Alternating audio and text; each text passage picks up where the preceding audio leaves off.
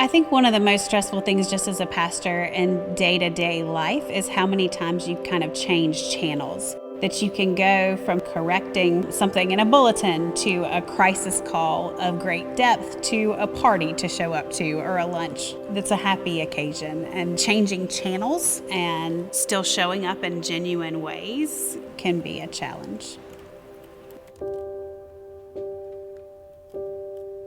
Anxiety has been something I've struggled with since middle school.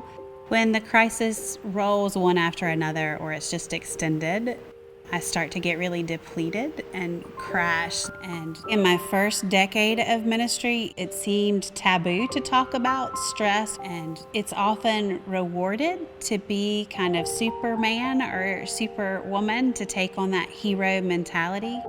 When I've done that, though I've been rewarded from it, it comes at a high cost. It's usually not until the immediate crisis is over that I feel the stress and the weight of it. Selah was so targeted to what I need in an active church in my daily ministry that it's one of the best things I've ever done. And it's really grown my capacity to be present in ministry with other people. For the day-to-day, it means that when I get up in the morning, I make sure I have 10 extra minutes before my son needs me, or I'm looking at my phone and I do some breathing and check in with my body, see where there's tension, and starting my day that way really helps me start with a calm and a peace that sticks with me. That's an act of prayer for me.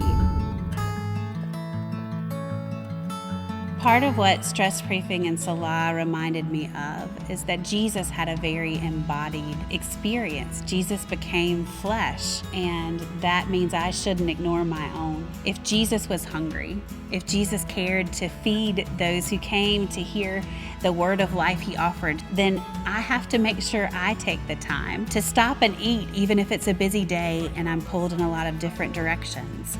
To return to my breath. Because if Jesus in his earthly ministry needed that kind of nourishment, then I need it too. And there's no shame in that. Selah has really been a game changer for me beyond what I ever could have expected.